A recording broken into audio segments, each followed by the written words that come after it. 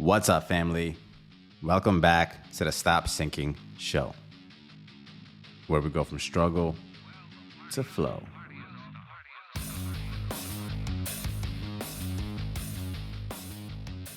Very often, I see a lot of qualified people accept roles that are less than what they are clearly capable of. And maybe it's because they don't know any better, don't imagine any more, don't dream any bigger, haven't seen any different. But if you met these people, you would clearly believe that they should be doing more than what they're doing now, because to what they're doing now, they bring a level of optimism, energy, curiosity, commitment, all which is not easily found in every working person. So when you see these qualities in someone, the natural question to ask is, why are you here? What is keeping you here? Or at least ask the question and ponder on this internally. And I think this is where the tricky fold of self-worth comes in. And in the conversation of self-worth, you can only assign yourself as much worth as you think is possible at all in your imagination. So your self-assigned worth can never really surpass the value system of how big your world is. Your self-worth only expands to how big your imagination for that self-worth is. And I talked about this on one of my first podcasts called Small World, Small Results. Unfortunately, so many people would be more than who they are right now if they just knew that more actually existed out there. You can only become and unfold into the space that you imagine actually exists to occupy.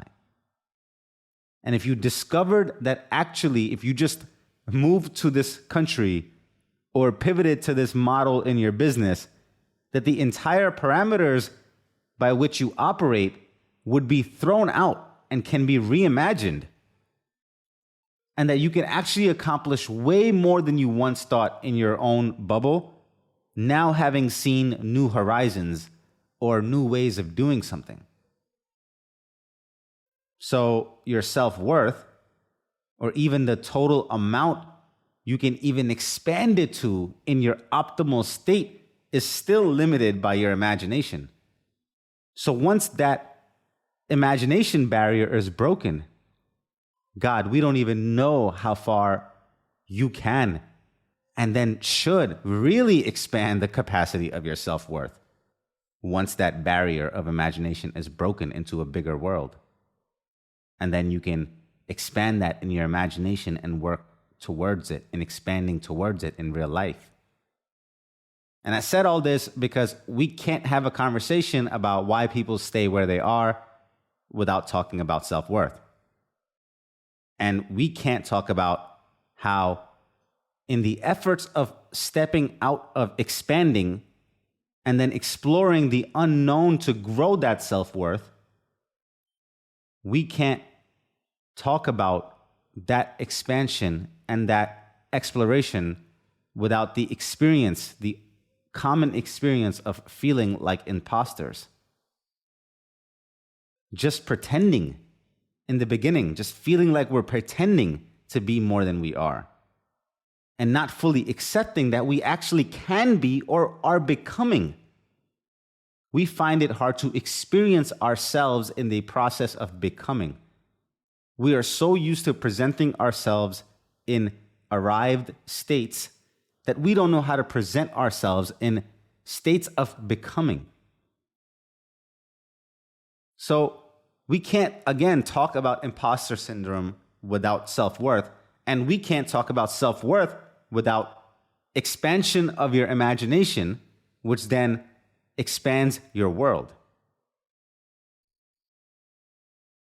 Now, the problem with this entire thing is we often don't know ourselves or become just good little soldiers in our current duty, and we forget that we are being less than what we can be.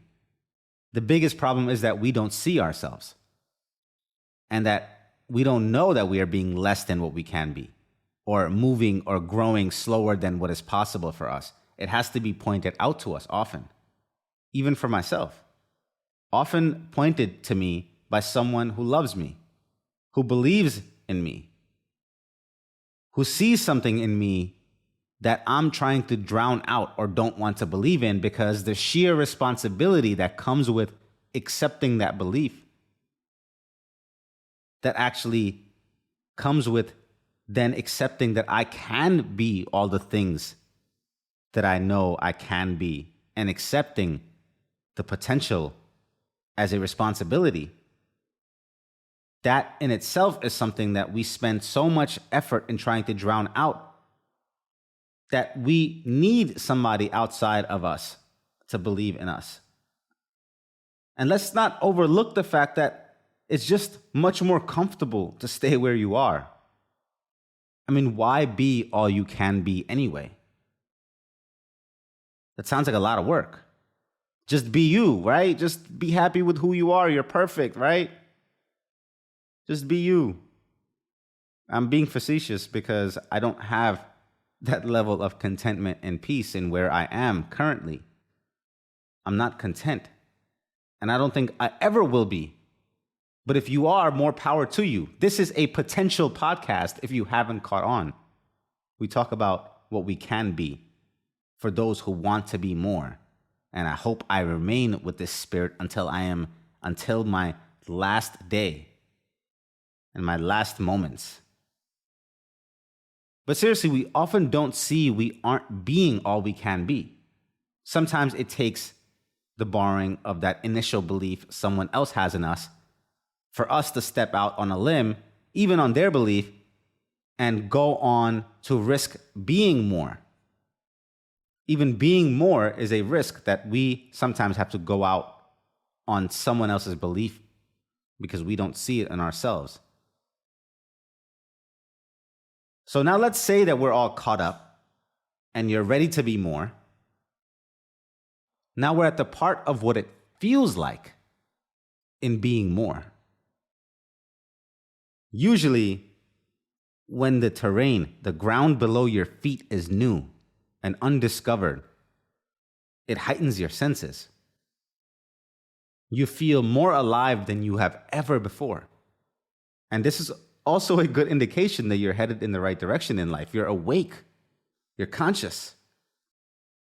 Now, in the beginning, when you're trying to be more than what you knew of yourself, it will feel foreign. It will feel like an act. At first, you may feel like you are emulating something or someone you have seen. Or there is some interjected spirits from the outside that you have never witnessed in yourself come out. And there's a whole concept of epigenetics and how different genes turn on in different situations you put yourself in. A whole nother conversation. It's almost like you physically see yourself behave in ways where you have never seen yourself. And that's because you're putting yourself in situations you never have before. And in the beginning, especially if you are in the place of positioning or selling something to the marketplace where you are asking for an exchange for that new identity, this new thing that you are trying to be, this expansion, your new identity assumes some responsibility of sort. And in the beginning, it will feel shaky, like you're not built for it. And how long can you keep up this act? And even if that act produces fruit and success, it doesn't register in your bank account as confidence because you are not yet sure you can be counted on to deliver or produce the same level of success again, like it was a fluke. And you yourself have a hard time accepting the newer, expanding you because it all feels like nothing you comfortably know as home, that you know yourself to be. And again, this is an indication that you are heading in the right direction in life. But this is what people call imposter syndrome. Like they don't or haven't earned the success that they actually have. Or also the facet of, well, if I try this new thing or sell that new product or position or pivot it now this way, I'm not going to feel like myself and I will have no confidence in what I'm saying and almost feel like I'm lying and pretending, and everyone will be able to tell. And if I could, in one fell swoop with a magic wand, cure imposter syndrome, soften the hidden self-worth issues inside of it all, which ultimately lead to the expansion of your imagination and world, that then will ultimately start a feedback loop of this exact thing into a bigger and bigger life for you, curing more and more areas for you to step into where you feel less and less like an imposter and feel more and more worthy of being there, which then allows you to accept the shine that comes with stepping into your light, which then attracts a bigger world and opportunities to you, which then again opens your mind and imagination for you to pour right back into yourself and stepping outside of yourself again and again and again, this feedback loop. And if I could do that and get that initial momentum started for you to build towards this beautiful butterfly that you are meant to be, it would be through getting you to accept one thing and one thing only. And that is, you just need to be one step ahead. And that's enough. And what do I mean by that? You see, almost everything you want, in all the final form versions of places you imagine yourself to be, when I say final here, I mean, I've made it, that feeling, not the final states of your life, but the final states that we imagine ourselves to be, the I've made it feeling. All of those come to you as the fruits of your labor from stepping outside of what you currently know yourself to be.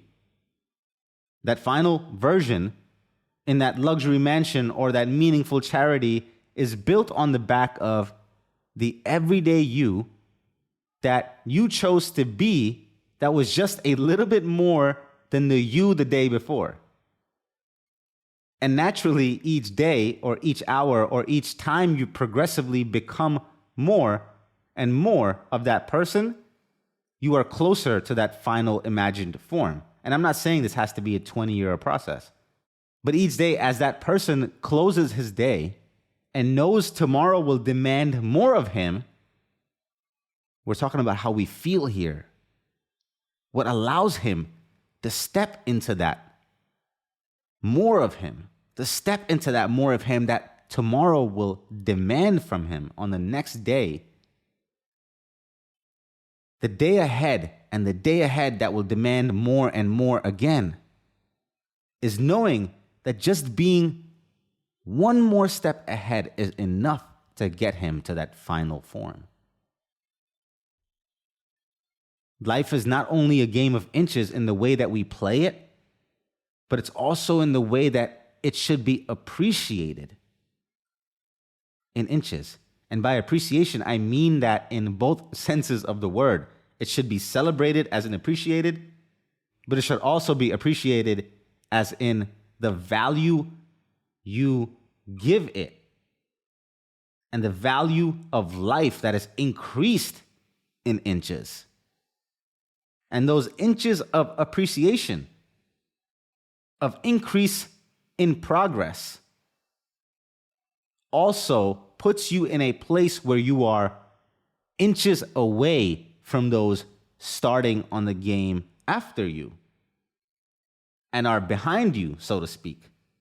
And those inches of separation gives you enough authority over guidance, depth of perspective, expansion of imagination, to at the least help those behind you with confidence while you continue your journey upward. Meaning, once you recognize trace, celebrate, and value the inches that you have trekked, you do not have a reason to feel like an imposter when stepping into a position to at the least lead another person to where you are. You are an authority to where you are, and you can bring people there. You don't have to be an expert to get them here. You just have to be one step ahead. Then you can get them here. And as long as you stay one step ahead, take them with you there confidently. If you would just accept that you are already one step ahead than someone else who desires to be where you are, and you work hard to stay one step ahead and transparently aim upward and want to take people with you as you test the road ahead for them, then that intention alone makes you worthy. Your transparency makes you genuine, which is the opposite of an imposter. And the world will be your ever-expanding oyster, shucking open at your beck and call. Love you, family. See you on the next show. Please share the show because we are trying to grow.